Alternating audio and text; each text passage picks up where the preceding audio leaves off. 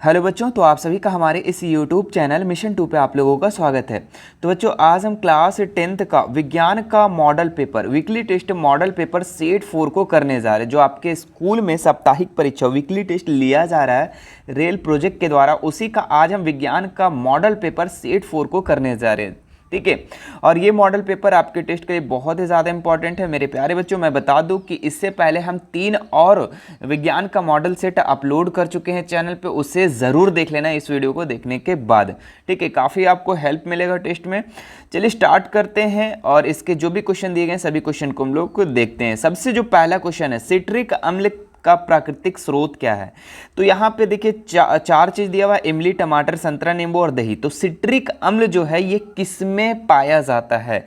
तो मेरे प्यारे बच्चों, सिट्रिक अम्ल जो है ये संतरा और नींबू में सिट्रिक अम्ल पाया जाता है। ठीक है, इमली में क्या पाया जाता है? तो टार्टिक अम्ल पाया जाता है। ठीक है, तो ये भी आप याद रखेंगे।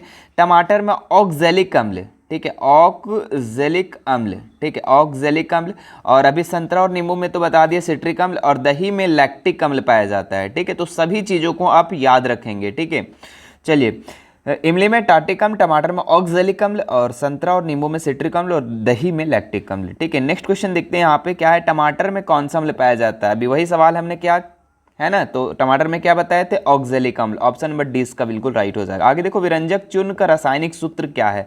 ठीक है, तो विरंजक चूर्ण का जो हम रासायनिक सूत्र अगर देखें, ठीक है, तो ये है CaOCl2। ठीक है, CaOCl2। ठीक है, ये आपका विरंजक चूर्ण का सूत्र है। चलिए आगे देखते हैं लोग, दही में कौन सा अम्ल पाया जाता है? जस्ट बताया हमने लैक्टिक अम्ल, है ना। दही में कौन सा अम्ल पाया जाता है? लैक्टिक अम्ल। ठीक है, खट्टे फलों में कौन सा अम्ल पाया जाता है? ठीक है, तो खट्टे फलों, ठीक है, जो आपका नींबू और संतरा हो गया ना, वही आपका खट्टे फल में आ जाएगा, और इसमें सिट्रिक अम्ल पाया जाता है। ठीक है, आप कमेंट करके बताएंगे कि ऑक्जेलिक अम्ल किस में पाया जाता है। अभी हमने शुरू में ही बता दिया आप लोगों को। ठीक है, चलिए 6 नंबर जो क्वेश्चन है, इंसुलिन की कमी से कारण कौन सा रोग होता है? ठीक है, तो इंसुलिन जब कमी होता है बच्चों, तो उसको मधुमेह बीमारी होता है। ठीक है, यानी शुगर, जिसको हम लोग डायबिटीज़ कहते हैं। ठीक है, तो इंसुलिन की कमी से ही होता है। ठीक है, और मधुमेह बीमारी होता है। ठीक है, और आजकल बहुत ही कॉमन है। ठीक है, पहले भी सेट में करवा चुके हैं ये सवाल। थायरोक्सिन का स्रवण कहाँ होता है? तो ये थायराइड ग्रंथि में होता है। ठीक है, चलिए आगे देखिए, यहाँ पे कौन सा हार्मोन रुधिर शर्करा को नियंत्रित करती है? ठीक है, तो यहाँ 4 ऑप्शन है। तो कौन सा हार्मोन जो रुधिर शर्करा को नियंत्रित करती है? तो ये इंसुलिन करता है। ठीक है, ऑप्शन नंबर 20 का बिल्कुल राइट हो जाएगा। मानव नेत्र में उपस्थित लेंस है, तो मानव नेत्र में हम लोग के आंख में कौन सा लेंस उपस्थित है? ठीक है, तो उत्तल लेंस। ठीक है, आप याद रखेंगे, उत्तल लेंस की भांति करता है हमारा नेत्र, हमारा आंख। ठीक है, आगे देखो, तारों को टिमटिमाने की व्याख्या किस सिद्धांत पर आधारित है? तो ये आपका अपवर्तन का सिद्धांत है। क्या, किसका सिद्धांत है? तो अपवर्तन का। ऑप्शन नंबर ए इसका बिल्कुल राइट हो जाएगा। आगे देखो, यहाँ पे एक स्वस्थ नेत्र के लिए निकट तथा दूर बिंदु क्रमशः होते हैं। ठीक है, तो अगर एक स्वस्थ मानव है तो उसका निकट बिंदु कितना है और दूर बिंदु कितना है? ठीक है, तो अगर निकट पूछे, ठीक है, अगर निकट बिंदु पूछे तो आप लिखना 25 सेंटीमीटर।